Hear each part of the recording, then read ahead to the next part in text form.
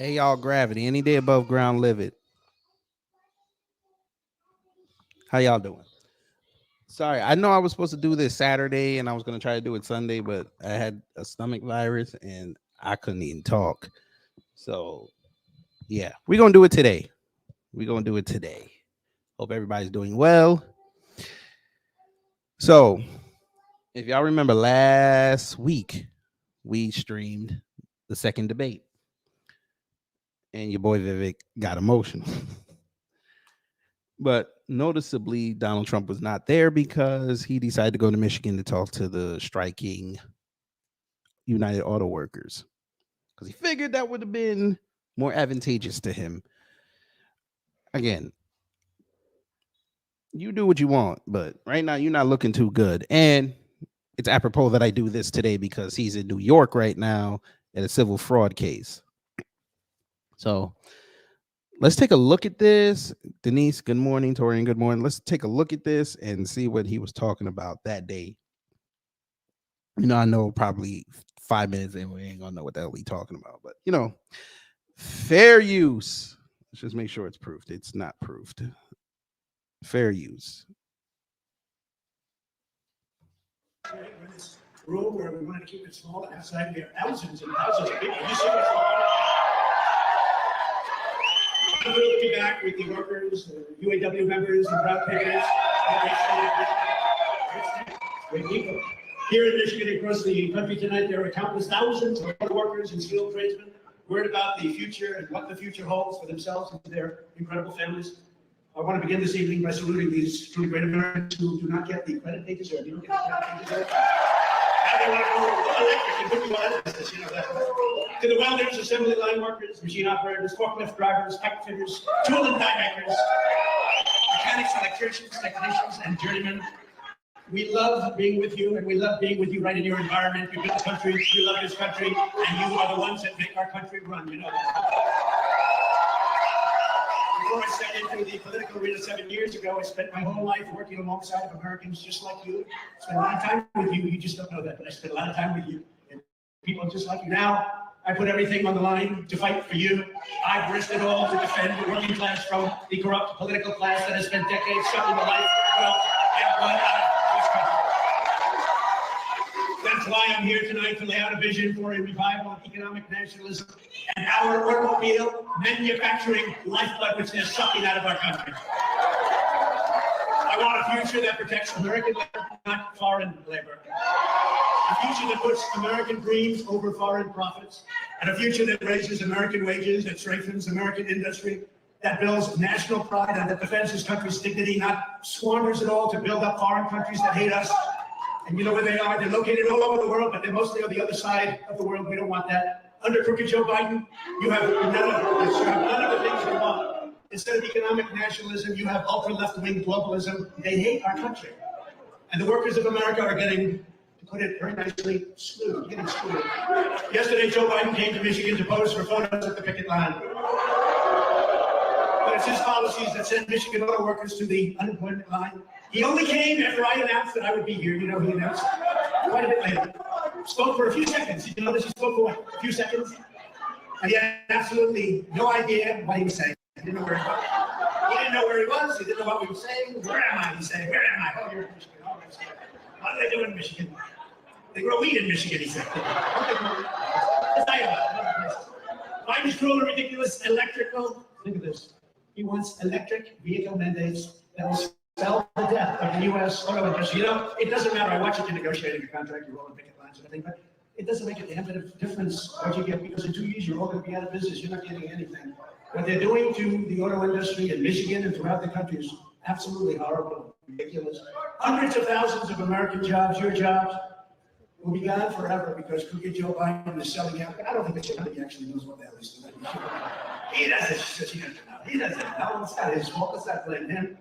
Well, he's surrounded with radical left Marxists and crazy people, fascists, bad people. He's selling you out to China. He's selling you out to the environmental extremists and the radical left. People have no idea how bad this is going to be also for the environment. You know, those batteries, when they get rid of them, there are lots of bad things happening when they dig it out of the ground to make those batteries. It can be very bad for the environment. You can be loyal to American labor, or you can be loyal to the environmental lunatics, but you can't really be loyal to both. It's one or the other. And they understand that. The Democrat Party has no idea what they're doing right now. They have no idea what to do.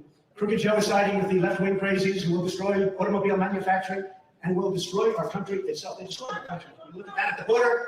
We had the safest border in history. Now you look at what's happening. It's just a horror show. I side with the auto workers of America and with those who want to make America great again, and I always have. And I don't get Clinton. I don't get why Ford and GM, why these car makers aren't fighting for to make cars that are going to sell, to make cars that are going to be able to go on long distances. They immediately give up. I see with the oil companies too. They're promoting windmills, which don't work, by the way. They want windmills all over the place. It's like they're told what to do. That's what they go against their industry. They're either stupid or they've got this. But why do they concede so fast this plant? We just walked through this plant and the electric vehicles are going to put them out of business. They don't need any of this. The things that you make in Michigan, they don't need any of it. Why is it that these big, powerful car companies with guys that are making $35 million a year immediately quit? They say, you want electric vehicles? We'll give it to you when the damn things don't go far enough and they're too expensive. And I'm not in that business. I know a lot about it. They don't go far enough and they're too expensive. A vote for Crooked Joe means the future of the auto industry will be made in China. That's what it's going to be. That's what they're made. My pledge to every automaker is this. A vote for President Trump means the future of the automobile will be made in America.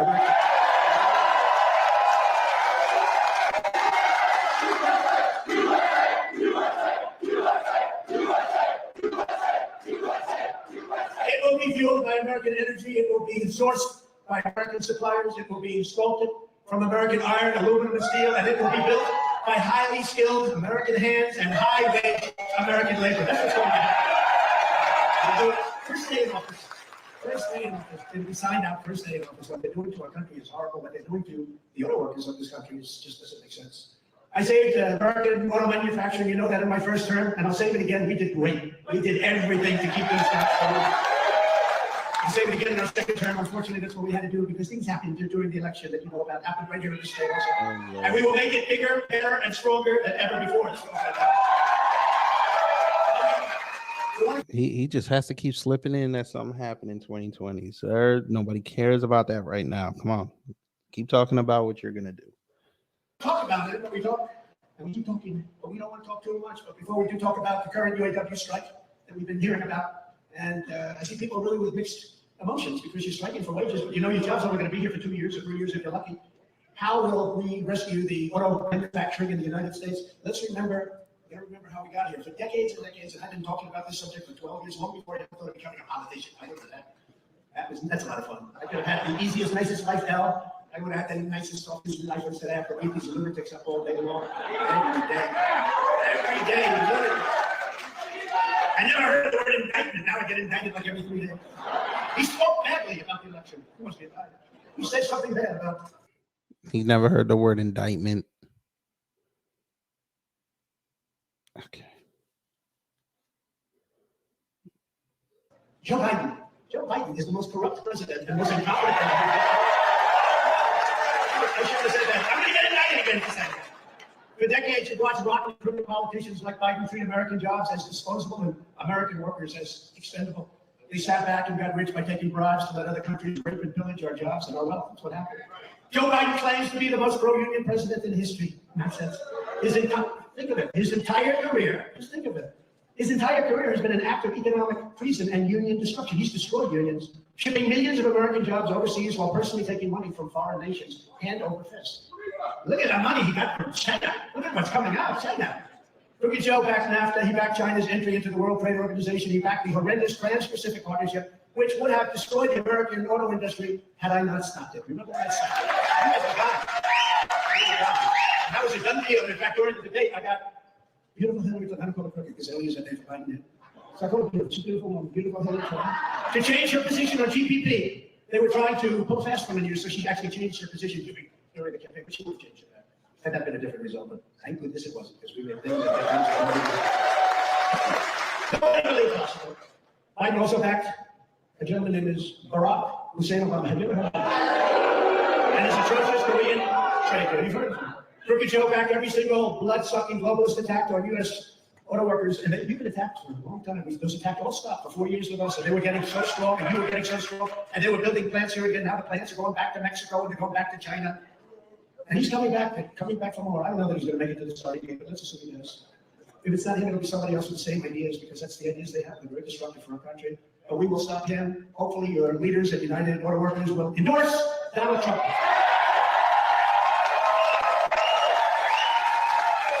Standard history for years and decades and years and years. They always endorse a Democrat. It's almost like an automatic reflex. There's no reason for it, but it's a habit. It's a bad habit. It hasn't worked because look, you've lost 38% of your industry over a period of 25 years. Much of it's gone to Mexico. We're not talking about Mexico. Much of it's gone to Mexico. They make plants in Mexico. A friend of mine, a great supporter, but a great gentleman who builds plants. That's what he builds.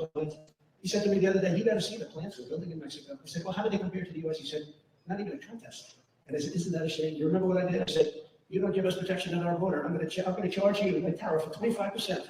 We want 28,000 soldiers on our border, and we had the same border in the history of our country. Now we have the worst border in the history of our country." After NAFTA, the United States lost nearly 4 million manufacturing jobs, and almost 1 in 3 auto jobs. Joe Biden voted on that. He gave you that. Nearly 250,000 jobs were destroyed here in Michigan alone, including 40% of all auto jobs. Think of that. In fact, I had to check this number because it's inconceivable. You would think factories, 60,000 factories closed and went overseas. I'm almost 15 minutes in and he still ain't said nothing. Oh man, this guy could just talk. I give him that. He could talk. I'm gonna speed this up a little bit. I also happen to watch your schools. We agree with that. This is about auto workers and automobiles and workers, period. But I think you can say that everybody wants to see choice in schools also. If you want to buy an electric car, that's absolutely fine. I'm all for it. But we should not be forcing the consumers to buy electric vehicles. They want to buy all trucks. They want to make all trucks electric. You know that, right? They're going to destroy. You talk about supply chain. They're going to destroy the supply chain. They're forcing the truckers to go all electric trucks. Now the trucks probably don't have the power. They only go about 300 miles, whereas a diesel fuel truck goes 2,000 miles. That's a big difference, would you say? Also, the battery takes up so much room. There's practically no room left for what you happen to be shipping. The whole thing is crazy. They want to do they want to do it with boats too. I was with a boating manufacturer, a great state, South Carolina, with a great governor out of that, and then McMaster. And we were there 2 days ago. And I asked them that question. I said, "Do they want?" He said, "Yeah, they want us to go all electric." I said, "How does that work for boats?" The entire boat would be like one big battery. We'd have no room for anything else. So what happens if the boat has an accident, starts sinking? Do you get electrocuted if the boat sinks? I said, "I've never thought of that, actually." I think I gave him an idea, actually. Now, can you imagine the boat goes down and you're sitting on top of a battery? I don't feel good about that. Right? In other words, you have to stop approximately for a truck 6 times for the same truck. How are they going to stop 6 times? And yet it's not stopping these lunatics in Washington. These are lunatics. These are deranged people. And I'm not saying you can't buy an electric car. If you want to buy an electric car or a hybrid or an all gasoline car or a truck, that has to be your choice. You should have that choice. It's great. I can see electric cars working great for certain distance, short-term, short distance. We have unlimited gasoline. Remember that. We have unlimited. China doesn't. We have unlimited gasoline. For 500 years, we have gasoline, more than any other country in the world. Can you imagine? A few years ago, we were energy independent. Now we're begging countries to give us gas. Can you imagine? Now, can you imagine? And we have the best, the lightest, the sweetest. We have the best stuff. Now we're getting it. We're taking tar. Tar. You know what tar is? It's like tar that they have to refine. You know they refine it? In Houston, Texas, we take tar now from Venezuela. Venezuela is supposed to be the bad guys. Venezuela's getting rich. We're refining their tar. And we're not taking our beautiful, beautiful stuff. We have the best stuff. But we have the most. We have more than Spain, more than Russia. We were energy independent, and we were going to make our fortune, and we were going to sell it to Europe. We're going to pay off our debt. We're going to lower taxes still further. It's amazing. And then these people came in and they have no clue, or they have a clue, which is even more dangerous in a certain way. Right now, electric cars don't go far enough, and they're just far, far too expensive, and people aren't going to be able to afford them. And the cost of operation is also much more. This is their option, though, if they want them. It's their option, and it's an option that some people will take, and I am all for them, but I will not allow, under any circumstance. I don't know what the hell he's talking about. I can't do this. I don't know what he's talking about. He's just talking. Okay, he's just talking. I thought this was gonna be interesting. He ain't said nothing.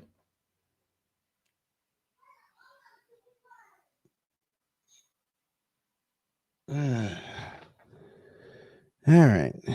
I figured that there would have been something interesting in there. There's nothing interesting in there. All right. What is this? Okay, so Trump at the courthouse. He said just arrived at the courthouse to fight a corrupt and racist attorney general. Oh God. Okay. Just arrived at the courthouse to fight a corrupt and racist attorney general and a rogue, out of control Trump-hating judge who refuses to follow the appellate court decision, which knocks out 8% of the sham case. This is the continuation of the greatest witch hunt of all time, election interference. Oh boy. Okay. Yeah, I can see it. Hey, y'all don't care about this. I tried, family. I tried. I tried to. Hopefully, he was going to say something. He ain't say nothing in there. Fuck it. You know what we'll do? The hell with it. I know what we'll watch. I'm gonna have to change the title anyway, but I know. I know what we're gonna watch. I was also supposed to do a roast yesterday. We're gonna do that today because somebody that I'm supposed to roast decided to get in on reparations. And this is what I mean. Not be out here talking about reparations if you don't believe in it. I'd rather not hear from you. Let me see. Whoa. Where is it? I gotta try to find it.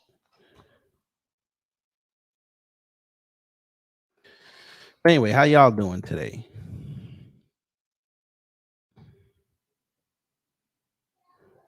Oh yeah, but they'll never say that. JB Easy. Good morning. Greets. Good morning. They'll never say that. Maxwell. Good morning.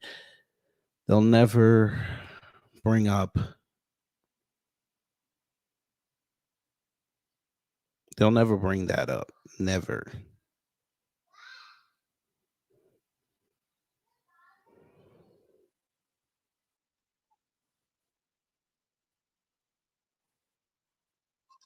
Mm.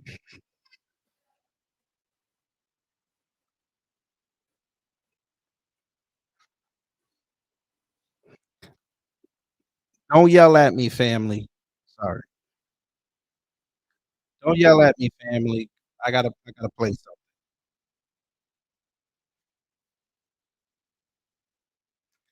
Somebody we gotta listen to. We gotta listen to.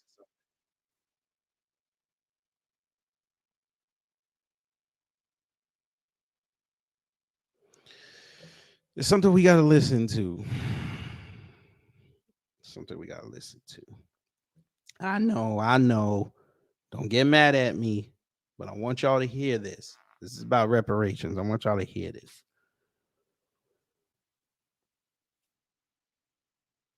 Britain was the first nation to end Fair slavery use. and that African slave traders owed reparations.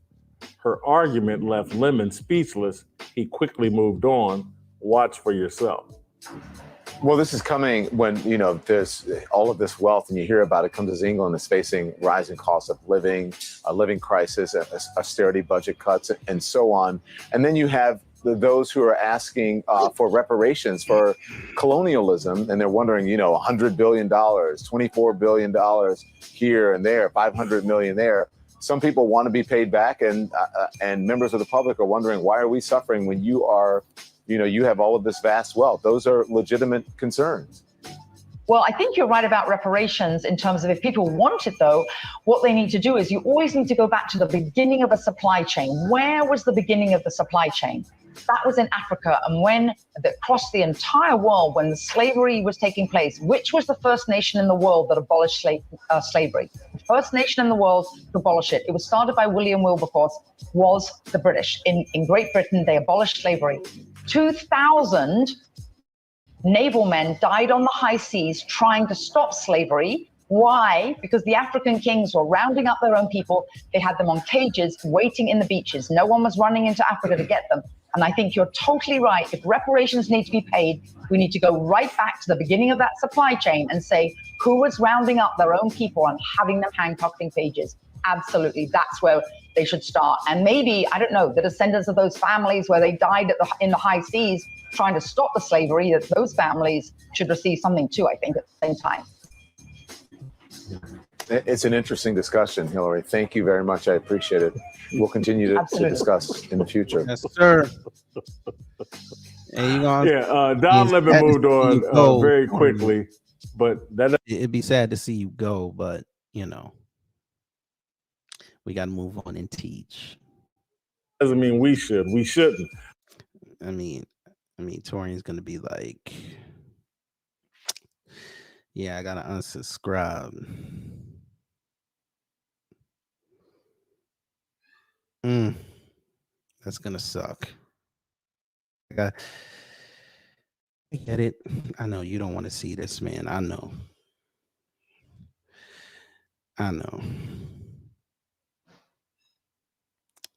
But we gonna get to the meat of it, guys.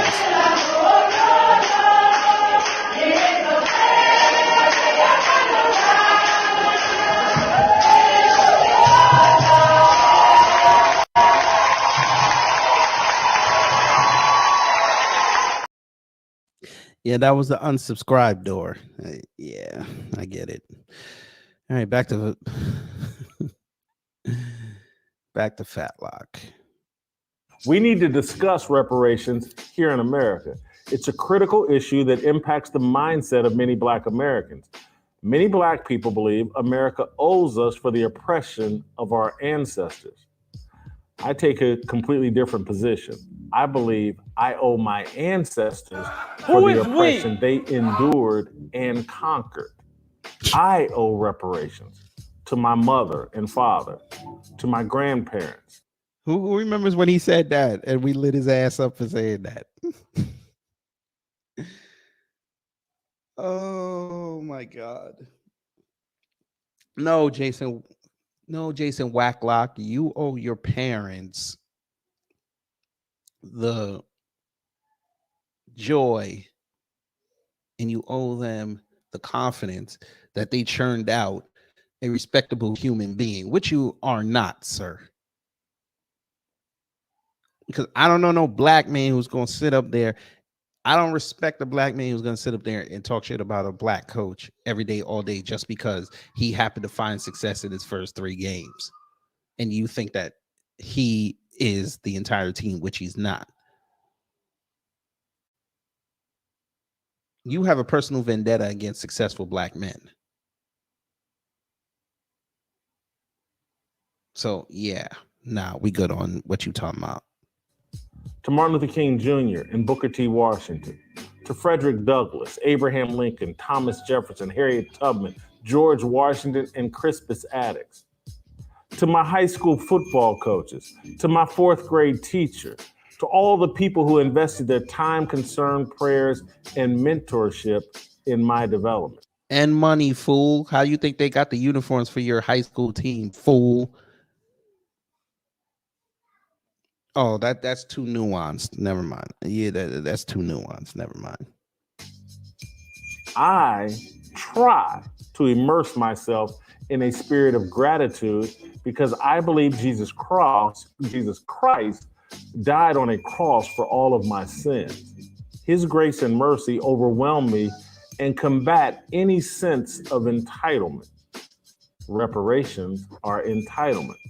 They're rooted in the desire to be compensated for the oppression suffered by others. Entitlement handicaps the mind and undermines productivity. America does not owe me. I owe America. I owe my ancestors. You hear him? When President Kennedy told Americans in 1960 to ask not what your country can do for you, ask what you can do for your country, he spoke to a nation of Christian believers. A hallmark of faith is gratitude. A hallmark of a lack of faith is entitlement. My parents' generation, despite facing in-your-face racism, felt grateful for their American citizenship. Their generation and previous generations fought for full American citizenship. Oh my God. They earned it, and I owe them for their sacrifice. We all do. Here's the truth that Hillary Fordwich avoided unloading on Don Lemon. The modern ancestors of African slaves brought to America and England are blessed and owe an enormous debt to our forefathers and mothers. They suffered. He ain't serious, is he? He ain't just say that. I'll play this again. He didn't say that. Avoided unloading on Don Lemon. The modern ancestors of African slaves brought to America and England are blessed and owe an enormous debt to our forefathers and mothers. They suffered so that we now live free.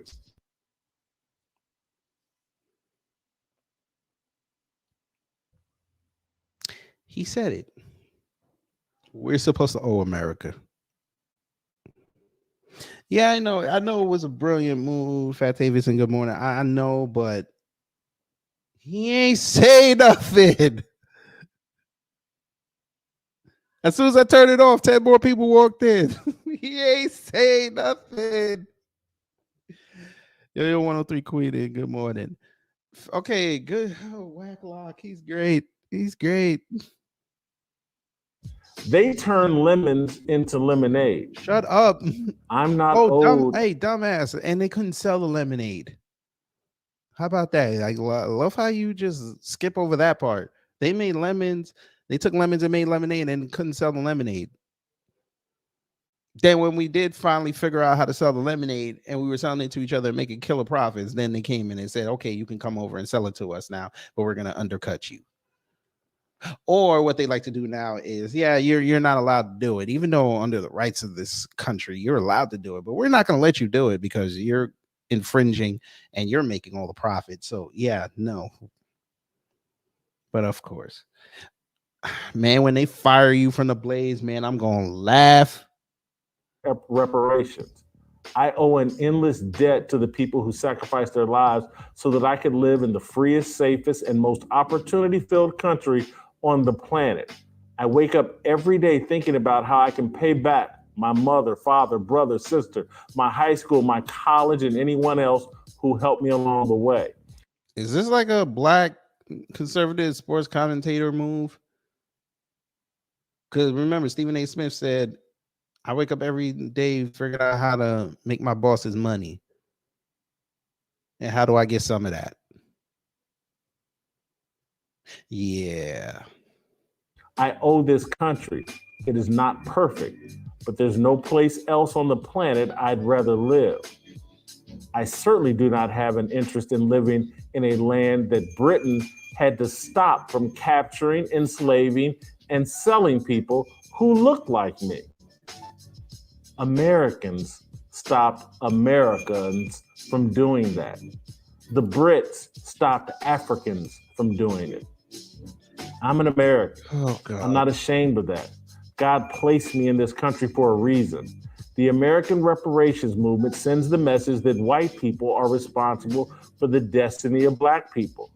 The movement exonerates black people for our role in the slave trade. Oh, good. We pretend that Europeans invented and initiated the African slave trade.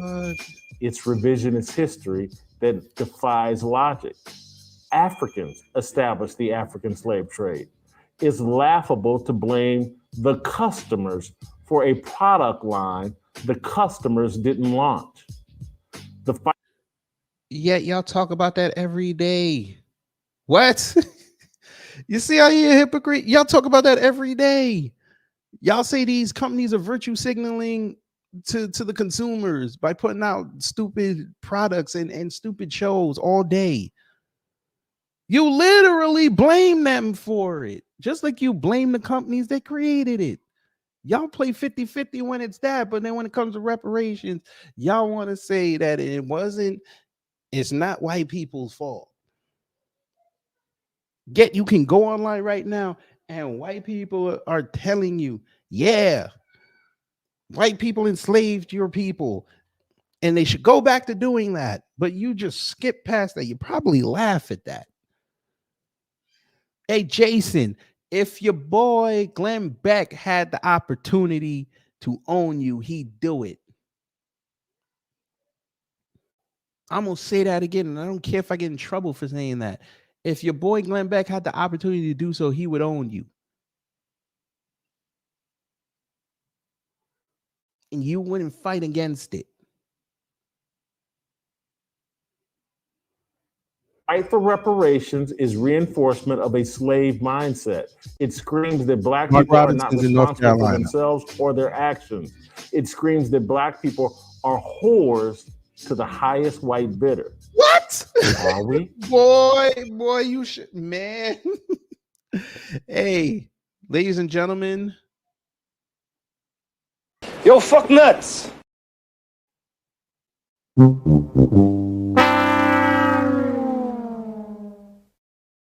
The world is correct. Now we're whores to the highest bidder, sir. Okay. Me. I ain't no whore to no highest bidder, sir. I'm independent. Okay. Torian, independent. Afro Lee, independent. Beatzilla, independent. Black Alpha Network, independent. ZZ, independent. Demetri K, independent. Lisa Cabrera, independent. Jason Black, independent. Tariq, independent. Professor Black Truth, independent. Harvey at Your World, independent. 1LVZ, independent. Shall I keep going? Bitch We Lit, independent. Black Light Revelations, independent. JD Informant, independent. We're all independent, sir. Who are we whoring to? The only people we're beholding to is our audience. Sir, you left a racist outfit to go to another racist outfit. Who is the whore for the highest bidder? You didn't even say you had enough integrity and enough worth in yourself to say, let me go at this by myself. You went, as soon as you left Outkick, you signed up with the Blaze.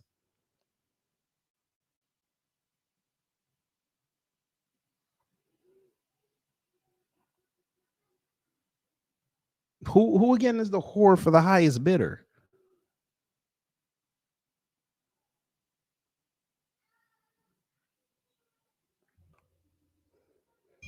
We celebrate rappers who profit from denigrating the image of black people. Oh, good God. Jay-Z, Snoop, Dr. Dre, Meek Mill, and all the rest are no different from African slave traders. They sell out black people for record deals and fame. They have an entitled mindset. They owe. So now rap music is on the level of slavery. Do y'all hear how they just come up with this shit?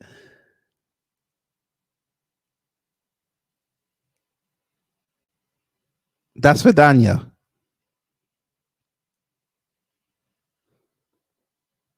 Is this guy serious?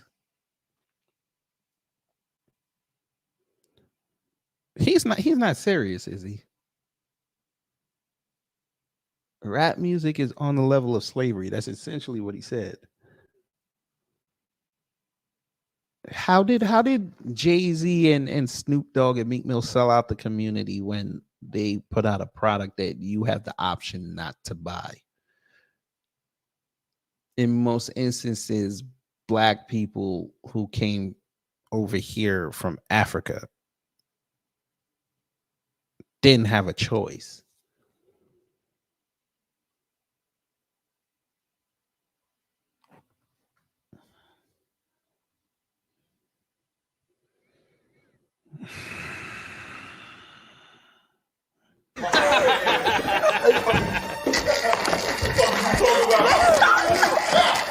Hey, yo.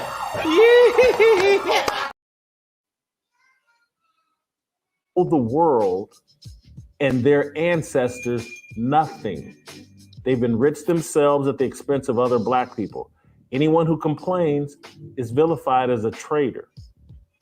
Black Americans will not progress until we rid ourselves of the entitled reparations mindset, until we embrace the fact that we owe our ancestors, black and white ancestors, an enormous debt. What? A lot of this, the reason I'm so hyped and fired up about this, because when I went to go see the movie The Woman King, that was one of the major takeaways I had, is they just put together a movie that covers up the fact and diminishes the fact that there would be no African slave trade if Africans didn't capture, enslave, and then sell off the extras, the slaves they didn't need. They sold them off. We pretend like, Oh man, if it wasn't for these evil Europeans, there would be no African slave trade. There would be no Africans enslaved. That's a joke and a lie. Africans enslaved each other. And then the extras, to turn a profit, they sold to Europeans or whoever came over to Africa to buy them. Those are the facts. We participated in our own slave trade. We were the primary source of it. We were the coal miners. And we then blamed the people that wanted coal. Oh, good God. Like they're the worst or they're the baddest of the bad guys. That's a joke. And then, if you didn't get my point, Americans stopped Americans from participating in the slave trade. England had to stop Africans from participating in the slave trade. That Woman King movie that pretends that this group of old women led by Viola Davis stopped the homie from participating in the slave. That's a joke and a lie. I just, my number one point in all this is just, this whole secular society we've built, among many other things, it has killed gratitude. No one feels grateful. And gratitude is one of the primary tenets of Christianity. We all should drop to our knees every day and in every moment right now and be like, thank God, I am so unworthy. Thank you, God, for sending Jesus, your only begotten Son, to cover up for my flaws, to atone for my sins. Gratitude should be pouring out of us. Instead, entitlement is pouring out of us. And I have not met, and I know some, but haven't met them face to face. I know a few Black people that have moved to Africa, like it in Africa and all that. But the Black people that I know and deal with on an everyday basis, you couldn't pay them $5 million to leave America. That's how blessed they feel living here. This is where they, oh God, sir, this is where they live. This is where their ancestors are, not in Africa, sir. Oh, good God. And it doesn't matter anyway, because even if they did decide to go to Africa like everybody wants, you would still complain. One day it'd be like, good, they're finally doing something right. They're going back to Africa. And then when they build up the society over there, you're going to have something to bitch about.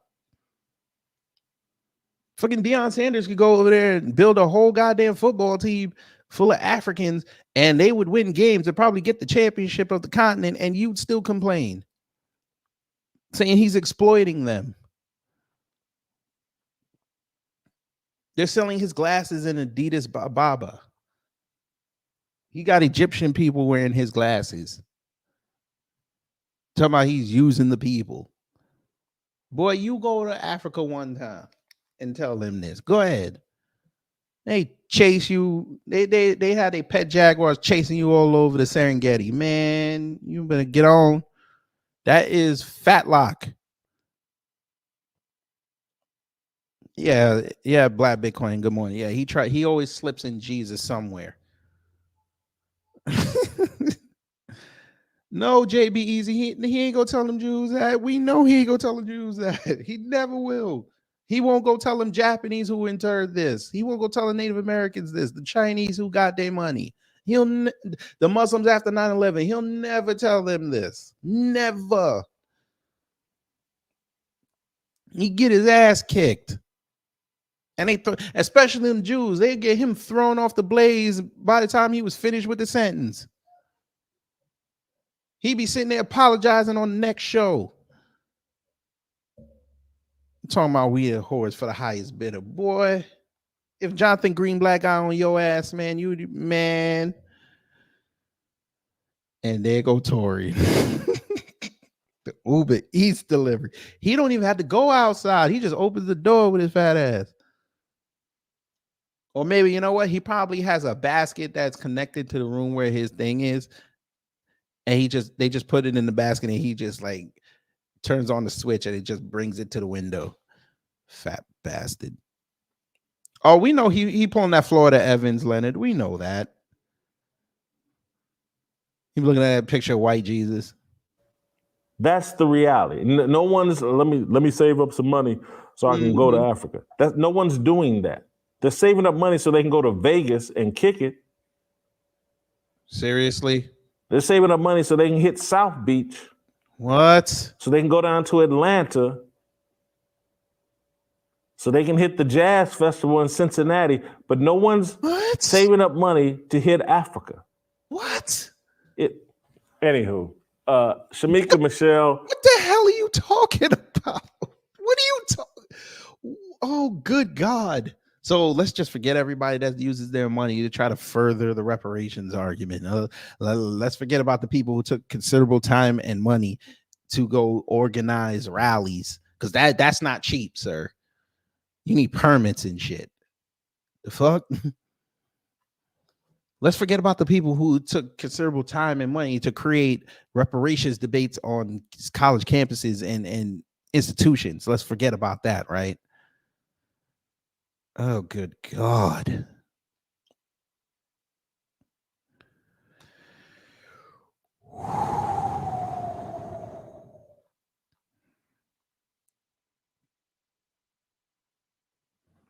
Damn. This is a special kind of unicorn right here. This is a unicorn, family. He's in the big run-in for my Sambo Lorian of the Year award, which we're gonna do in December. He's in a good run. He might have passed Candace Owens. Before we run TJ into this gauntlet, I'm gonna let you get us started. What's been your position on reparations? What is your position on reparations? Are we owed something? Well, first of all, Jason, let me say that Don Lemon gets reparations from the white man every night. Let's just be clear. However, when it comes to reparations, I used to have an argument about it because I used to think it was silly and I didn't understand. Why does she sound like a struggling teenager talking in class?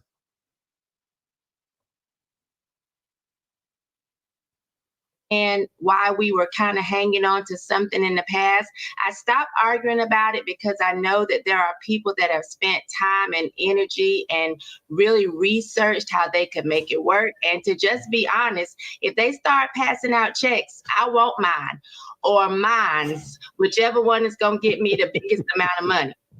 But, you know, I love your column because I think that I've always felt like I owed my ancestors doing well in this country where they fought for our rights. And so when you put it in a context of reparations, it's just very enlightening and thought-provoking. Like, it gives me another way to think about it. Like, we owe them opposed to trying to get something from the hard work that they actually put in. One of the things that I liked about the way this woman came at Don was that it brought out the fact that I think we need to do a better job in this country with the history. You know, I think I've shared with you about how I've seen work come home with my kids, and I feel like they've watered down the whole experience. But not only does it water down what white people in America did back then, it also waters down what the Africans did. I think back as a child, I had no idea that Africans actually played a part in the slave trade. I think about just being, 8, 9 years old, learning about down what the Africans did. Work, come home with my kids, and I feel like they've watered down the whole experience. But not only does it water down what white people in America did back then, it also waters down what the Africans did. I think back as a child, I had no idea that Africans actually played a part in the slave trade. I think about just being, 8, 9 years old, learning about slavery. I thought white people had actually just gone in and ravaged the land. I had no understanding of how vast Africa was, that it was a continent, that there was countries that participated. Some did, some didn't. I just had no idea. I thought Africa, after the slave traders came in, I thought it was just, they just left hungry children and Sally Struthers. I had no idea, because we don't teach history the way that we should in America. And so I think that showed me that, the way Don responded, but also, Jason, it left me with wondering, are we having a hard time as Black people? Like, is this a behavior thing that we don't want to hold people accountable when their skin color looks like ours? We don't want to hold the slave traders of Africa that were Africans accountable. We don't hold them accountable now. When you brought up the rappers and how they kind of have sold the Black people out, we don't hold them accountable now. Black on Black crime. So I wonder if that's like a behavior thing, because it's been happening for a very long time. And there you go. There you go. Black on Black crime. They always go to black on Black crime.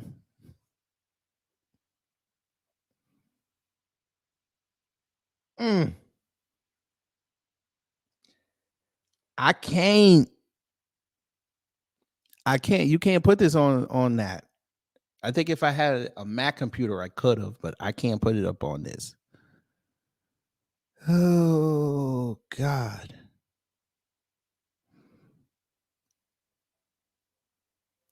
BB, she don't know nothing. She don't know nothing. These are one of the people who let social media tell them how to think. Real talk. Real talk.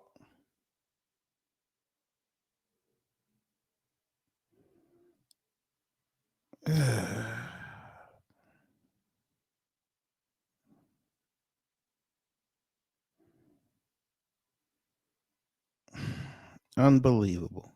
But I was waiting for, because I knew it was going to come up to, black on Black crime, because you got to be a Black conservative. That's how you keep your membership. You have to make sure to talk about black on Black crime at least once a week.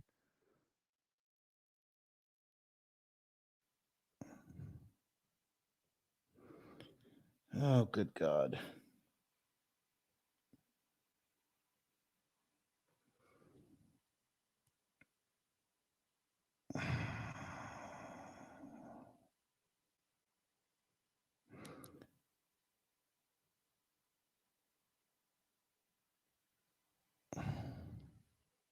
I'm trying. So I found the debate where they were talking about reparations. I'm trying to find.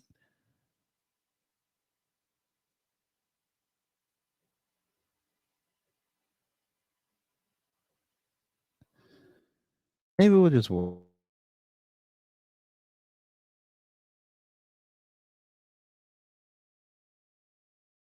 Woo.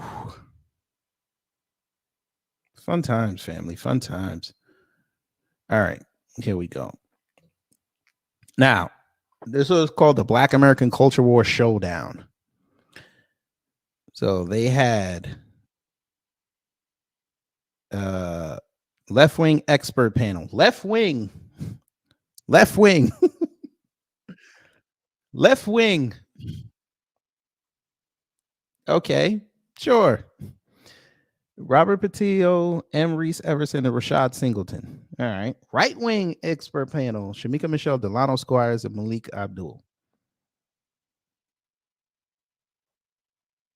Now, this one is about racism. Let's see what they say. Is America a systemically racist country? Discriminated against people of African descent, it's hard to argue that there won't be vestiges from those years. Now, we've come a very long way. The question about whether or not we're still a systemically racist country, I think that there are, well, not I think, the fact that all of us are sitting here on this panel is a testament to how far we've come. The fact that there is a mixed group of people in this room is a testament to how far we've come. No, America is not a systemic racist country, but there are vestiges that still exist today that both Republicans and Democrats have been working on. That's why Donald Trump did the work that he did when he was in office around the First Step Act, and many things that he did around our HBCUs, many things that he did around, even if you look at NIH, making minorities competitive for NIH grants. These are the things that the federal government does, our local government does, to deal with those vestiges. Are there problems? Absolutely, it's hard to deny that. Are there disparities that exist? It's hard to deny that when you see it in your face. But are we this angry, systemically racist country that can't move on? We're still back in the 1800s? We're absolutely not. And again, the fact that we're all here on this stage together is a testament to just how far we come. We still have a way to go, but we've come a very, very long way. Okay, thank you. Left team, you have 2 minutes. Is America a systemically racist country? Well, let's just ask this question.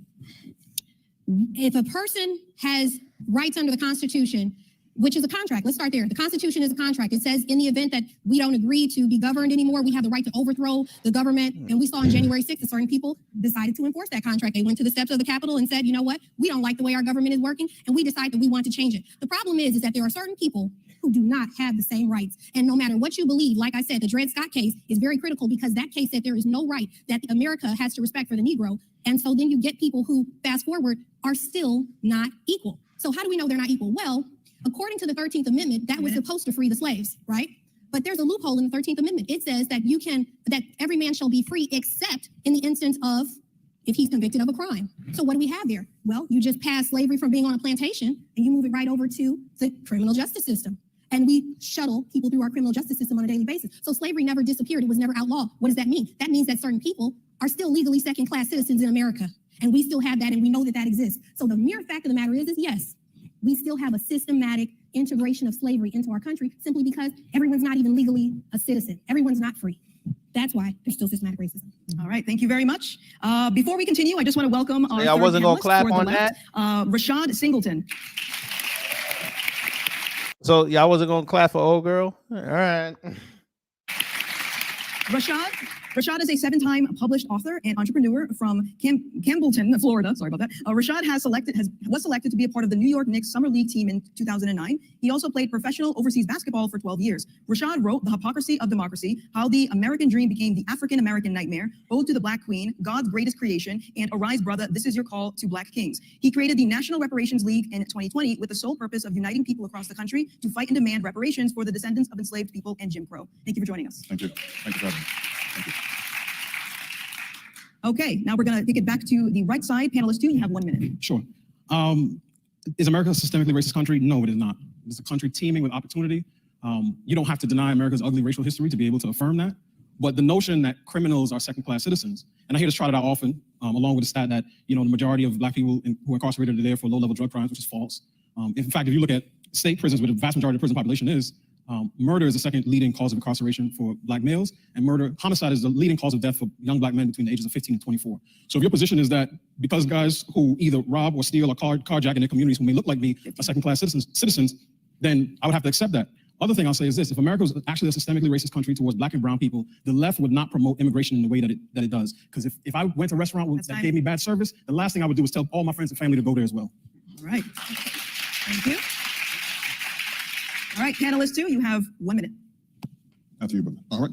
So I find it interesting, this argument about systemic racism, because again, we're into a definitional point. Because when people say, is America systemically racist, it's as if they're saying, is every single person in America racist? That's not the conceptualization that surrounds systemic racism. It's whether or not the institutions which exist disproportionately disenfranchise and disaffect a certain population based upon their racial dynamics, similar to the definitional issue we had in question 1.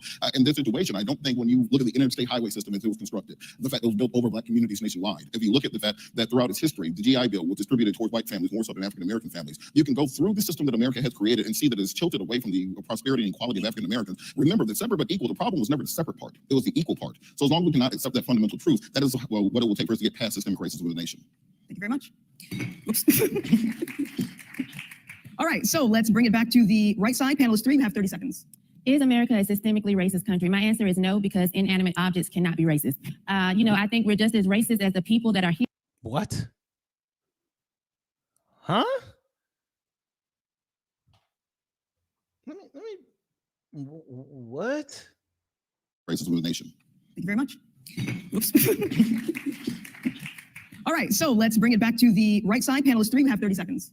Is America a systemically racist country? My answer is no, because inanimate objects cannot be racist. I think we're just as racist as the people that are here. We're going to always be as racist as the people that we put in power. But if there is some certain rights that I don't have as a Black person, someone forgot to tell me. Because when I woke up this morning, I was free to come and go as I please. I came here as free as I wanted to be. And everything that I've done in life, I've done it because I wanted to. And no one has stopped me from doing that. Come on.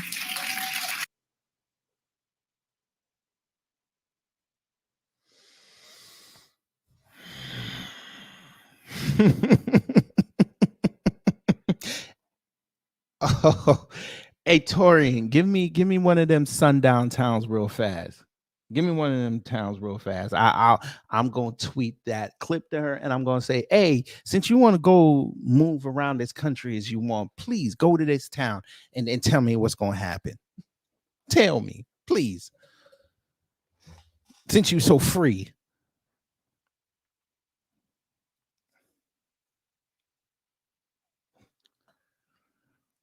You can tell that they just use the literal definition of freedom. I think that's it. They don't understand that there's layers under freedom. But okay, these are the same people who complain that the government's taking away their liberties, and y'all gotta fight for them every day. But you're saying because you get to walk around this country and nobody's yelling the N-word at you all day, every day, twice on Sunday, 4 times on a holiday, that you are somehow acknowledging that this country is not racist.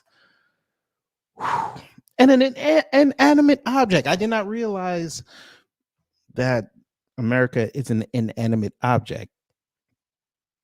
It's the first inanimate object I've seen with living things on it and under it. But okay, cool.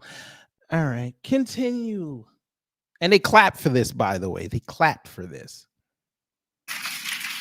All right, and panelist 3, you have 30 seconds. Thank you. Is America systemically racist? That can be answered very easily. Has America paid reparations to the descendants of slaves in Jim Crow in this nation? Absolutely not. That is your answer to if America is racist or not. Can America be better? Absolutely. But she's far from it. And until reparations are paid to these group of people who built this country, America will continually be racist. Thank you. Thank you very much. Okay, Oh, now we see let's what move this along is. to the politics section of the debate. Joe Biden stated weeks ago that our own intelligence agencies have determined that domestic terrorism rooted in white supremacy is the greatest terrorist threat to our own homeland today. Biden has spoken often about the rising threat of white supremacy and the dangers this poses to Black Americans, but never actually explains what this white supremacist threat is or what it looks like. What is Biden talking about when he references domestic terrorism rooted in white supremacy? Right side, panelist 1, you have 2 minutes. I think Biden is talking about anybody who votes for Trump.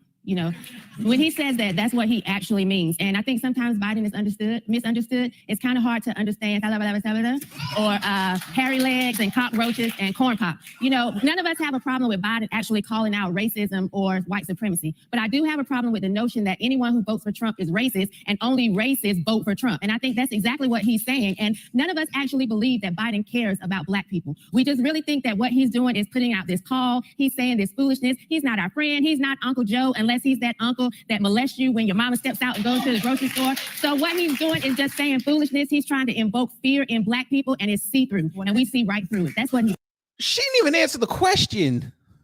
What? She didn't even answer the question. Is domestic terrorism rooted in white supremacy? You didn't answer the question. Oh, good God. Torian, no, we're gonna pin that. You roll for that. We're not playing the whole 3 hours. I'm not doing that to y'all.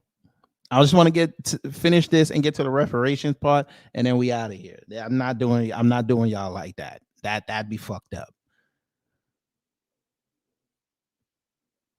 She didn't answer the question, so she pulled a Trump. She didn't answer the question. She pulled a Vivek Ramaswamy. By the way, she likes Vivek. So we already know what time she on. She likes Vivek. But we can understand why she talks like this. Let's see, I'm gonna put it back on somebody's time. I don't know. Can we do that? Can we use up some? I don't know. Go ahead. You are a black woman. You can do it. Sure. All right. You know what? Go for it. Sure. So, thank you for that, Shamika. I'm actually not sure what the president's talking about when he refers to domestic terrorism rooted in white supremacy. I find it odd that when this line is trotted out and they tie it to threats to black communities, that's when the left says we need to marshal all the resources of the federal government. We need to get the FBI, the DOJ, everybody to investigate. But when it's street crime in Washington, D.C., Baltimore, Cleveland, New York, Philadelphia, where 90+% of the victims are particularly young black males, then what they say is defund the police. I don't need to read reports about the young black men that get killed in our cities because I see it every day. So when you tell me the biggest threat to my— Hey, dumbass, your president said refund the police 4 times and everybody in the House chamber got up and clapped. Damn near. So, yeah, defund the police was bullshit. We know that. But I noticed that y'all didn't have a problem with him saying refund the police. Y'all didn't have a problem when old Eric Adams was talking about stop and frisk, bringing it back. I didn't hear a whole bunch of conservatives, black conservatives especially, saying that that's a racist policy. I didn't hear none of this. Where were y'all takes on that? Every time a black person gets killed by the police, y'all want to ask questions. Why didn't they comply? I don't hear none of this. My life is some domestic terrorist. I grew up in New York. I went to school in Pittsburgh. I live right outside of D.C. I have never met one of these people, so I don't know what he's talking about. All right. Thank you very much. Left side, panelist 1, you have 2 minutes. When Biden talks about domestic terrorism being rooted in white supremacy, what he's saying is that it just dawned on him what we've been knowing for the last couple hundreds of years. The people that have, I don't know, shown up in hoods and decided to take a man's life because he purchased property and he was thriving and successful. The people who went into Tulsa, Oklahoma and burned it down because they were successful and they had created communities with their own banks, with their own schools, with their own everything that they needed and were self-sufficient and financially stable. The people who have done those things, the people who went and lynched black men and hung them from trees and then stood in a crowd and took pictures with the body hanging from those trees, those people are the people that Joe Biden is just finding out are a part of this domestic problem issue. But strangely enough, that group has never been declared a national terroristic threat. Surprisingly, for some reason, it's just becoming a problem now that people like Gretchen Whitmer, a governor of Michigan, or Nancy Pelosi are being threatened with being lynched, something that people who look like me have been threatened with for over hundreds of years. So now that Joe is awake and aware of what the rest of us have been knowing for a very long time, that there is a problem with the hatred and the anger in this country that needs to be dealt with and protected against, it's actually the reason why in the reparations bill that was created back in 1856, that they said not only are we going to give land from the people who joined the Confederacy and abandoned their property, we're going to give this land to the freedmen, but we're also going to make sure that our government, the military, goes in and protects those people for 3 years. Why? Because they already knew what type of hatred and white terrorists, white supremacy existed in our country. They knew they would need to protect the people who were trying to establish their life and be a part of the citizenship of America. That's time. Thank you. All right. Right side, panelist 3, you have 30 seconds. Oh, no, I'm sorry. Panelist 2. Okay. We have a right. minute. You're right. Okay, go for it. Okay. So it's interesting that Reese's argument goes to lynching and cross burning, which egregious crimes. We all agree with that. That can't be the biggest threat today. Those people are dead. So I reject the notion. What is he talking? Oh, God. So they're not lynching people. They're not lynching black folks today. That didn't happen. They didn't just find a black man hanging from a tree a few months ago. That didn't happen. The boy down here in Georgia who didn't have his organs wrapped up in the gym mat. That's not a lynching. These cops killing unarmed black men, those aren't lynchings. So they have to be hung from a tree to be considered a lynching.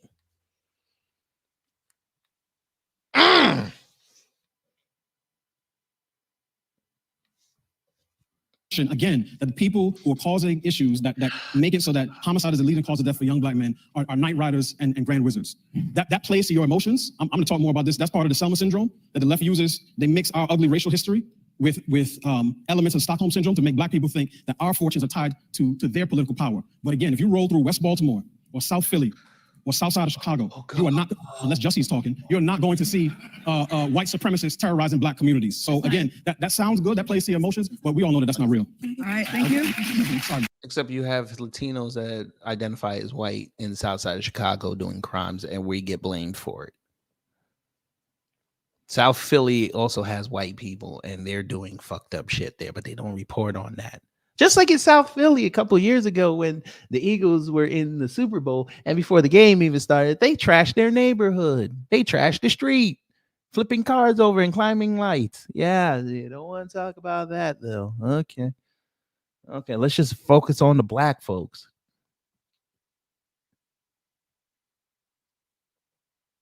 Sorry about that. All right, left side, you have 1 minute. Well, I find it interesting that for some reason we have to pretend history started like on Wednesday in order for the right side of the aisle's argument to make sense. We have to ignore everything from 1619 until 2020. We have to pretend everything started on Wednesday. In reality, when we're talking about this issue of white supremacist terrorists, we're talking about the Oklahoma City bombing. We're talking about Ruby Ridge. We're talking about the Charleston 9. We're talking about the Buffalo shooting. We had 14 African Americans this year. Look, he looked pissed. He started talking. He got pissed.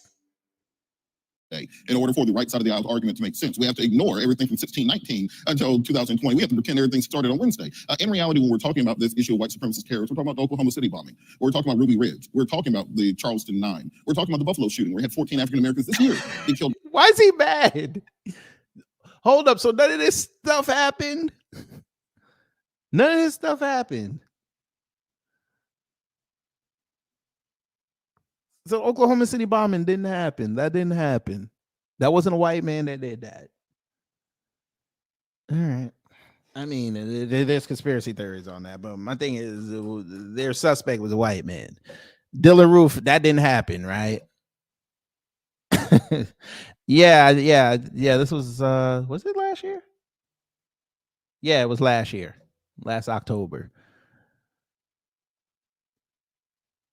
So none of this happened.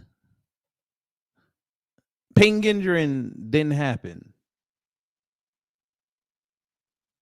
Because that was the same year. That didn't happen. The white boy who killed the chicks down here in Atlanta, that was in 2021. That didn't happen. That's not considered white. That's not considered domestic terrorism. Boy. Hey, you gonna get upset that he's saying that? How you get upset? By white supremacists. We're talking about a form of organized crime, which is specifically instituted to uphold a system of white supremacy, to uphold a system of white terror. The lynchings that Reese Everton talked about are the reason that people in Chicago have Mississippi accents, because they were driven out of the South by those lynchings, taken and dispossessed from their land. So you cannot separate the history of America from the current America. There's so much you cannot separate the roots of the tree from the fruit of the tree. Okay, thank And you. if I can have his last 5 seconds, the only thing that happened was that the people that were wearing the robes took them off and be put on police uniforms, and there are judges, our lawyers, and our doctors. Woo! She said it. Look, he's still Just mad. to remind our panelists, you can use your time to engage and ask questions with the other side if you so choose. And can they respond back during our time? Yes. Okay. Right side. Oh, so they're not allowed to respond to you when you make a point. You guys they have to take it, but when they're ready to make their points, then you can jump in and say that they're wrong. Got it. I see how this is working. All right, you got it.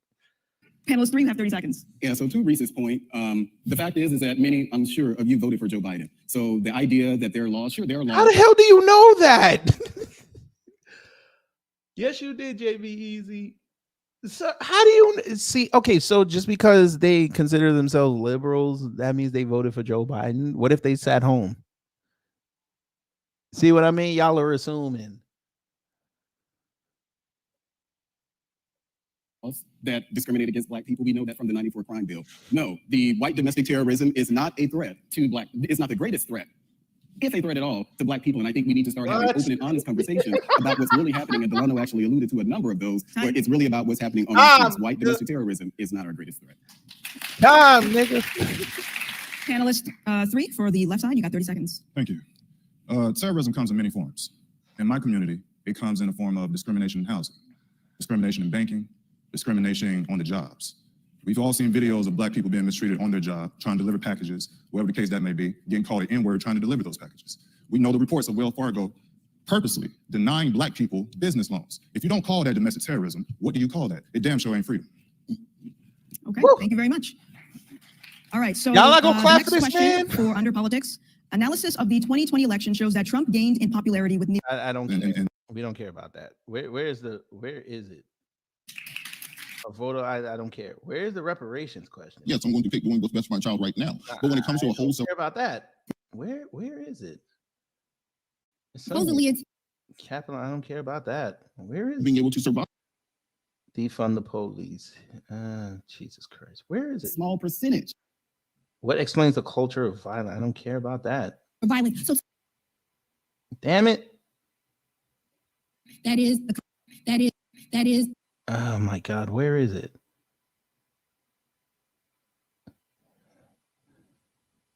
Where is it?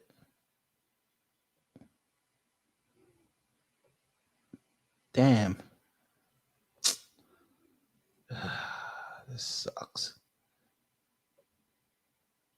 Where is reparations? Oh, no, listen, I want to hear this. Critical race theories. We all know they get this wrong. Okay. Reminder again, using your time, you can engage and ask questions to the other side if you want. All right, so let's move on to the topic of education. What is critical race theory, and is it being taught in America's schools today? Right side, panelist one, you have 2 minutes. Critical race theory, I think is actually the entire discussion of critical race theory is a distraction when we're talking about our education system. It's become popular. We know what made it become popular was that pamphlet that the Smithsonian, the National Museum of African American History, I probably got it wrong, when they released that pamphlet talking about assumptions of white culture. What were those assumptions of white culture? White people, not black people, white people were timely. White people respected authority. Donald Trump responded to that. He started criticizing that. That wasn't actually critical race theory. That was a version They spelled schools wrong, by the way. Somebody's education, they spell schools wrong, but all right.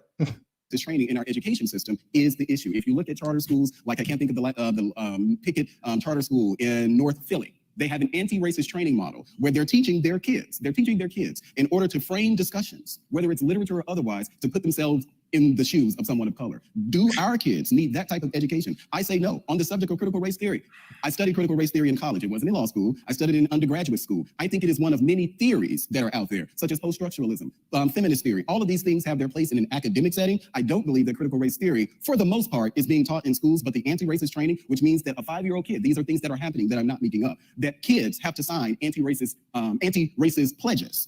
7-year-old families have to sign anti-racist pledges. That is the issue. And I think that unfortunately, critical race theory has become kind of the boogeyman, but it's not the real issue. That anti-racist training, which is a subset of diversity, equity, and inclusion training, the facilitators of those type of programs are the problem, not necessarily the theory itself. Thank you. Left side, panelist one, you have 2 minutes. I'll hop on, then I'll reserve some time if needed. So to Malik's point, no, critical race theory is not taught in any school, K through 12 school in the United States of America. It's a complete fantasy made up by right-wing media when they found something that sounded scary to white folks. A few years ago, the question was Common Core is going to kill everybody. Then before that, we have to have prayer in school back in the 90s. And then before that, it was should we spank kids or not? It's always a new culture war issue that they develop, so they don't have to address the actual structural issues when it comes to education and the problems there in this country. I wish the right would pay as much attention to the school bus driver shortage in America as they do to critical race theory. I wish they would pay attention to the lack of academic facilities in many places in this country as they do to critical race theory. I wish, quite frankly, they will pay attention to the digital divide, which affects rural white communities more so than anyone else. Lack of access to high-speed internet, which is crippling portions of our country when it comes to education, but that conversation's been hijacked by critical race theory. So let's look at what happens when districts and states decide they're going to fight back, quote unquote, against critical race theory. Ron DeSantis and his anti-woke agenda in the state of Florida. 2019, when he entered office, Florida was top 10 in the nation when it comes to education. Since he has launched his anti-woke agenda, quote unquote, banning 54 math books because they contain what he calls critical race theory, Glade County, Florida's math test scores have dropped by 24 points. If you look at Jefferson County, Florida, reading scores have dropped 17 points in that period of time. Florida has gone from a top 10 state to a far lower, I think they're 25 right now when it comes to educational metrics. So I want people to start concentrating not so much on what is the scary boogeyman subject of this time that we need to run down to the school board for. Start concentrating on which of these books teach kids math the best. Which of these books teaches kids how to read the best? Is there any actual information on the record, or any study done that says that teaching critical race theory, anti-racist training drops test scores? Or is there anything that says that the inclusion of diversity and equity inclusion in curriculums actually children? Until I see that, then this is all just a facade. Right side, panelist two, you have 1 minute. So I'm going to use 10 seconds of my 1 minute to go back to the previous question, which was on family. And one of the things that I find strange is that the left has a habit of practicing things that they don't preach. Because if I ask Robert and Reese to hold their left hand, you're going to see a ring on there. So if marriage was not important, middle-class people, including middle-class black folk, would not do it. Another thing, they don't run the Who's Your Daddy DNA truck around Martha's Vineyard. So the people who have jobs and are in the elite, they have a particular way of ordering their lives, and marriage and the nuclear family is part of that. What? Oh, God. Black conservatives swear they're the funniest people on earth, and they're so witty. What did that mean? And why are you going to Martha's Vineyard? It said, I do not think that critical race theory is taught in schools per se. I wouldn't mind if it was taught as a theory. What you get is critical race applied principles, or crap, which I call it, because I am not interested in any teacher teaching my child that their skin color has anything to do with their ability to succeed in this country. That's one of the reasons. That's one of the reasons my wife and I homeschool, because I'm not interested in A is for activists for my kids. We're not doing that in Squire's household. Okay. Sure. I think it might have been at the end. 2040.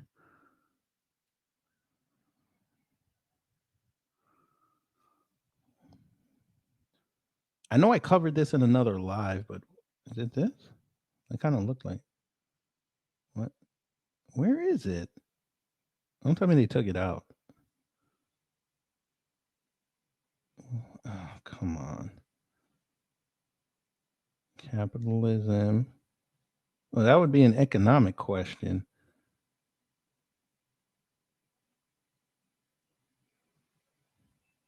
So why is it not here?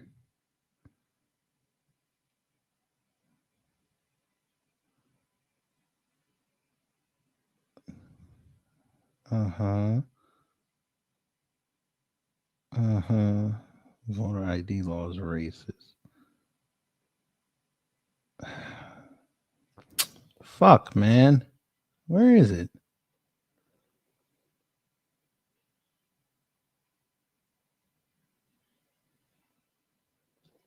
I don't know where the hell it is. For any child to be raised. That does not mean that. I don't know where it is. Maybe it was at the beginning. I don't know.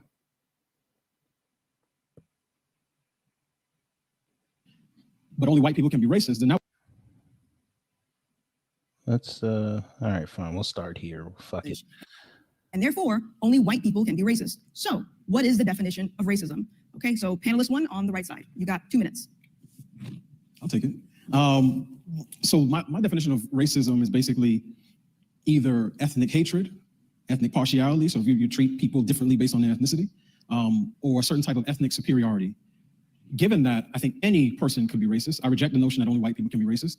Part of the reason I reject that is because it doesn't make sense. Because if the definition of racism has to do with power, prestige, but only white people can be racist, then that would mean that if a black police chief fires a white police cadet for some reason, let's say he wanted fewer white people on his police force, and the police cadet walked out and he mumbled an ethnic slur under his breath, that in that particular situation, the police cadet, who has no power, that's why he's getting fired, is being racist, but the police chief cannot be racist because he's black, even though he has all the power. So I reject that particular notion. I think it's patronizing to think that black people or any other group other than white people can't exhibit, as I said, ethnic partiality or ethnic hatred. So if anybody believes that their particular group is superior and others are inferior, that to me is a definition of racism everyone should be able to agree to. That's what we always believe. But again, now racism means privilege plus power. And as I said, I reject that particular definition. Okay, thank you. All right, left team, you have 2 minutes. Well, I think that we're conflating terms because there's a term of prejudice and there's a term of racism. Racism defined by the Supreme Court in decisions by Sandra Day O'Connor and a progeny of cases thereafter, which deals with, in particular, the ability of the majority group to either negatively impact the lives of another group based upon their racial or ethnic features, versus prejudice, which is an internal idea, the conceptualization of what another group is, an internalized hatred. You can be prejudiced towards an individual, but without a power dynamic associated therewith, you lose the conceptualization of racism. Similar to the point which was just made, because we live in a society where throughout its history, you've had resources distributed based upon racial lines in America. Our lines for racism are drawn based upon the previous institution of slavery as it was, then Jim Crow thereafter. So I agree that yes, if an individual is in power and uses that power to discriminate against another group, then they can be racist. I found it. Last week in Los Angeles, we have the cool, because we don't have access. So until we have parity and equity in a system, then of course I found it finally. Because we don't have access. So until we have parity and equity in a system, then of course people are going to be against when they say only benefiting one group. 30 seconds. Sure. I want to piggyback on Shamika's point. I think the notion that black folk are more open to socialism, I think is because some of us may get the notion that somebody's going to give us some of their money, but it's not that we want to give somebody else some of our money. One of the things I'll say, when you look at the rise and fall of Black Lives Matter, people like the co-founders, the Ibram Kendis, who say that capitalism is the racist twin of race, is the evil twin of racism. Sir, we don't listen to him. Come on, let's get to the show. I agree. I don't think black people, by any stretch of the word, is against capitalism. groups support reparations. There we go. Let's And get if so, fun. what would be an example of how that would work and what impact would this have on American culture? Go back a little bit. Go back a little bit. Here we go. All right, next question. Do you support reparations? And if so, what would be an example of how that would work and what impact would this have on American culture and race relations? Right side, panelist one, you have 2 minutes. Why do they let them do go I support first? reparations? I think there's a more nuanced discussion to be had. I don't support reparations as in giving out checks. I know a lot of people actually agree with that. Now, let me be clear. If the federal government decides to give descendants of slave a check, run me mine. Right. I'm gonna want that. Oh God, white supremacy takes both sides of the argument. There's a perfect example of it. If you ever wanted to show anybody how white supremacy takes both sides of the argument, I understand he's black, but the fact is you don't believe in something, but you're willing to take it if it was presented to you. If you don't believe in something, why are you participating in it? If you don't believe in reparations, again, I say you should be quiet. Because number one, you're not part of the discussion, nor do you want to be. But now you're saying, oh, well, you know what? I don't believe in this, but you know what? If they were giving out checks, for $1 million per person, why would I turn it down? But you don't believe in it. Why would you take something? So you're taking blood money. Same people who said that, you know what? This country gives everybody opportunities. And black people are they're just not using their opportunities to their maximum. You're going to take the handout that you criticize them for. Understand what he's saying, family. He's criticizing the pro-reparationists and the people who are fighting for their families. They're criticizing them for fighting for their legacies to be rebuilt. But he won't have a problem standing on the line with the people who are trying to rebuild these legacies. He don't have a problem standing in line with them to get a check if it was presented to him.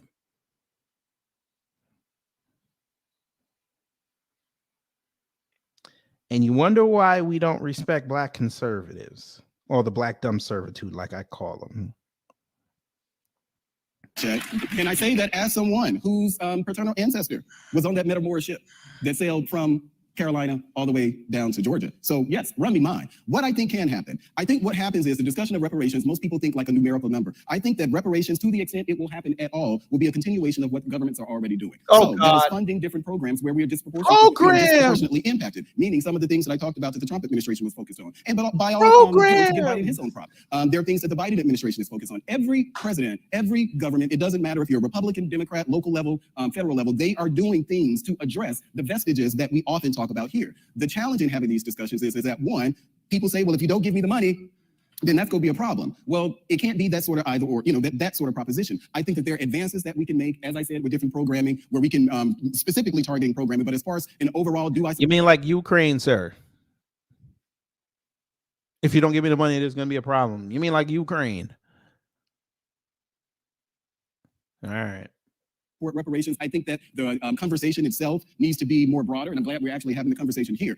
Again, if Uncle Sam want to give me a check, I absolutely support a check, but I do think that the government should continue, and I think all of us would agree that the government should continue doing things to address the history that my friend Emrys over there likes to talk about. We're not still there today, but there are things that the government can continue to do. How long are they going to let this man talk?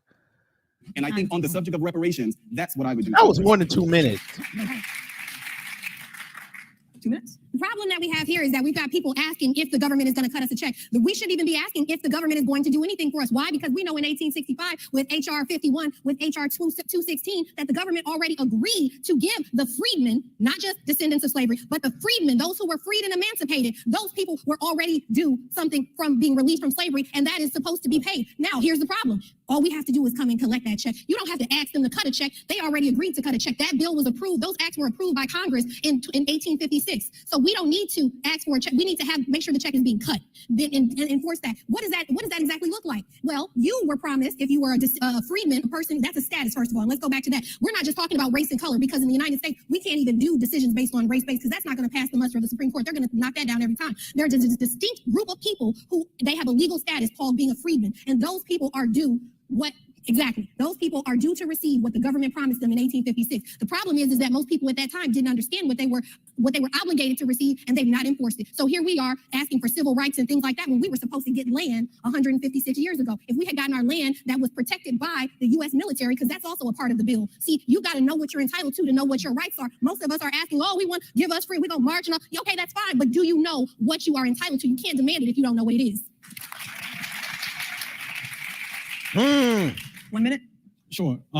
Do I support reparations? I think anybody that thinks another check from the government, because I actually think if we do reparations, it should be a check, and it should be a big, juicy check. Because one of the things I'd like to do is forever take the notion that we can't progress as a community until we get reparations off the table. That being said, this is not Negro, you from the Caribbean, so you wouldn't get a check.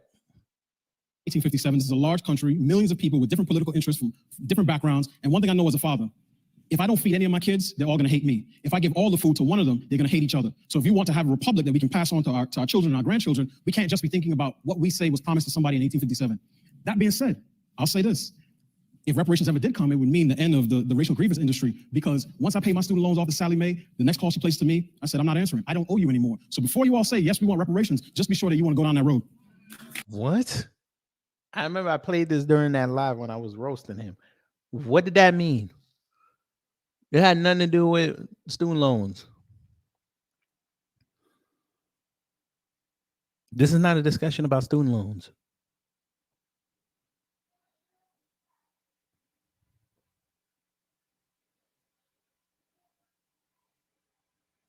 What?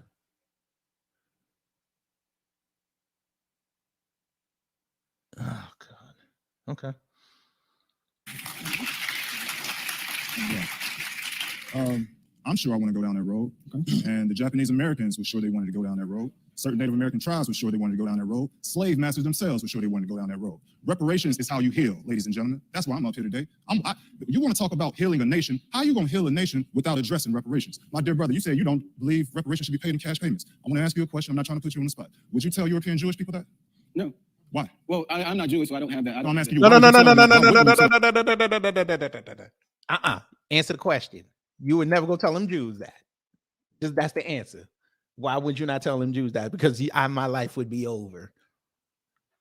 My career would be over. That's why. Just say it. We understand. My dear brother, you said you don't believe reparations should be paid in cash payments. I want to ask you a question. I'm not trying to put you on the spot. Would you tell European Jewish people that? No. Why? Well, I'm not Jewish, so I don't have that. I'm asking you, why would you tell them? Why wouldn't you tell them that you don't support their reparations? For Jewish people? Do you support cash payments to European Jewish people, the descendants for the Holocaust? Based on, well, the Holocaust didn't happen in America. I know, but they get cash payments. Yeah, but I'm saying, but the discussion of reparation is a U.S. based thing, not. Yeah. See, this is where you're wrong, brother. This is where you're wrong. I like your ways, by the way. You do know that the U.S. helped facilitate France to pay the Nazi victims, right? You do know that. That's documented history, sir. They paid them. Just like the U.S. paid for Holocaust survivors to come here and paid them handsomely.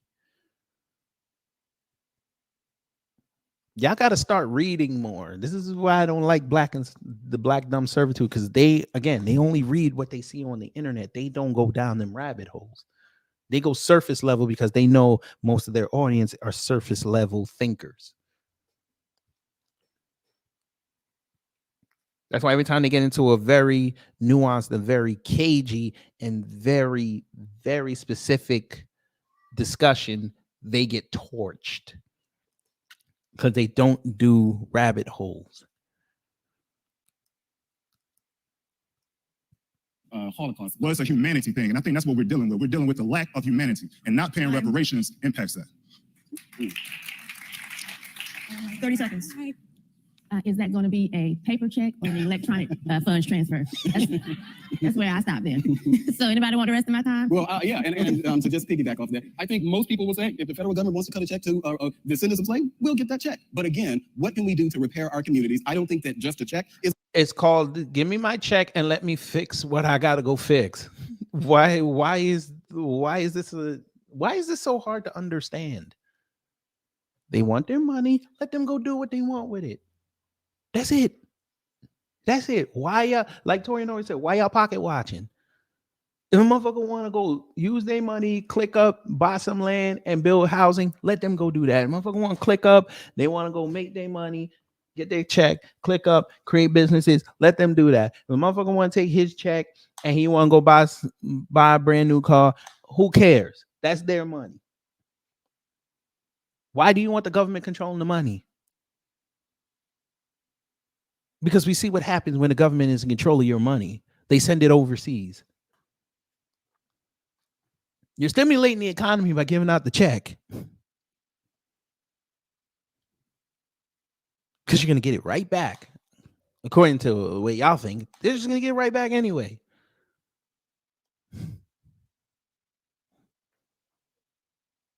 If I was eligible, I would click up with some people and get some of these schools recertified. So our black kids don't have to go get funneled into college. They can go learn a trade so they can be productive members of society at 18, 19, 20 years old on their way to making six figures, which would help drastically reduce that wealth gap.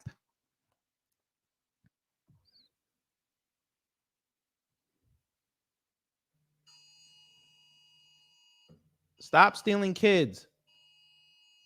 Jesus. Shut up. Oh my God. You gotta stop stealing kids out here. No, they don't have a problem with it, Leonard, but this is what they want. They want us to pay them. Why do you think they're still in this war? Because we didn't support it.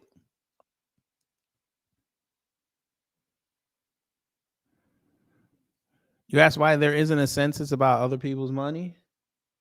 Because we're not supposed to say anything. Again, they think we're dumb.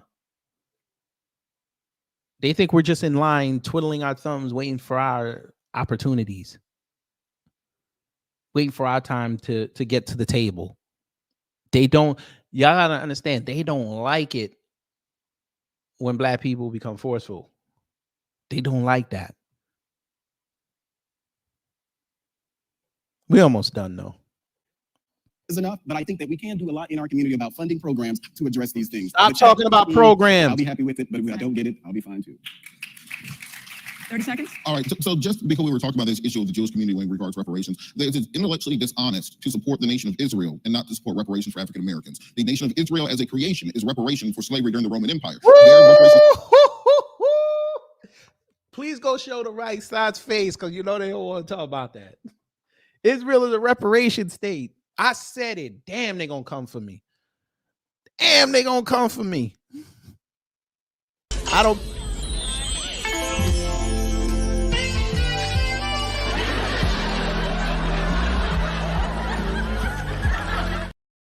I said it. Damn, that's probably going to be that's probably going to be one of the hardest things I've ever said. Pause. Israel is a reparation state.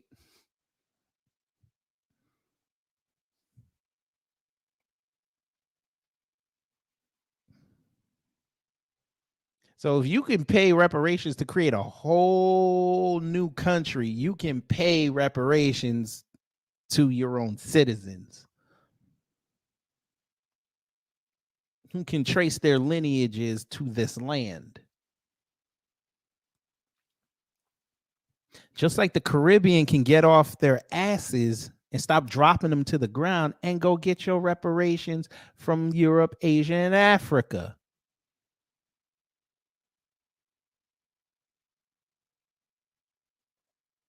It's not that hard. And then when you get your check, you can do whatever the hell you want with it. Hell, you could throw the money on the ground and dagger on top of it for all I give a damn. Show me something.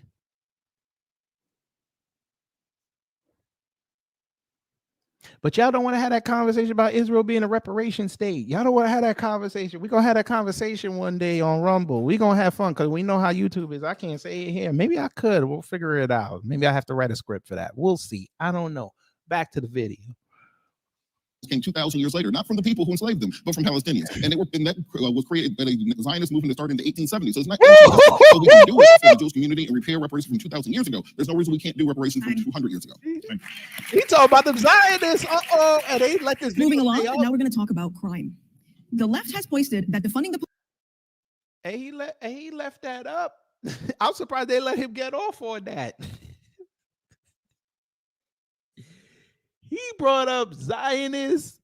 He called Israel a reparation state. Boy. And that video is still up.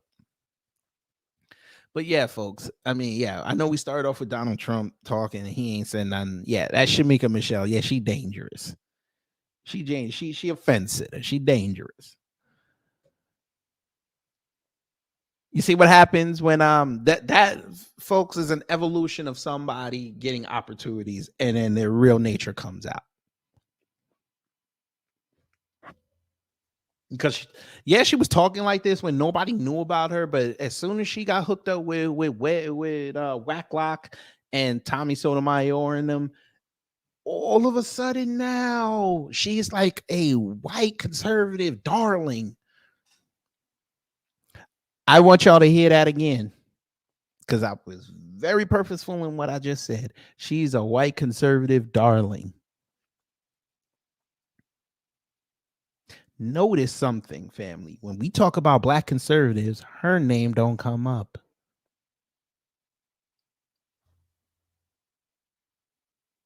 Now, we all got to listen to black conservatives. We do.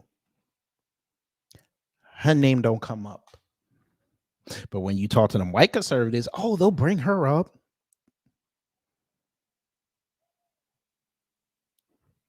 That should tell you something. But anyway, I'm going to go because this was fun. But just make sure you be back here 4 o'clock because we're going to have an open panel and talk about Tupac Shakur. Yes, they found his killer after 27 years. We're going to talk about that. And also, there was something that I saw on Truth Social that we need to discuss because, again, the white voting bloc will doom us all. They really will. Because, again, the ignorance of the white voting bloc, it never ceases to... It never ceases to be on the level of exceeding what we already thought. Y'all have to wait and see this dumbass, what he put up in regards to Tupac as a white man. Whew. So just make sure you like that video because there'll be it'll switch into, you know, the thing. It'll lead into it as soon as this live ends. And I will have the link in there for the show. I'll try to pin it on the top if I can. If I can't, then, you know, I'll have it in there before you guys have fun. But yeah, family, we're gonna have fun today. So y'all enjoy your lunch hour. Enjoy picking up your kids from school or waiting for them at the bus. Take care, stay safe, and you know what to do when agents of chaos come to mess up your day, because I'm going to go get me some much needed oxygen being in the house all day yesterday.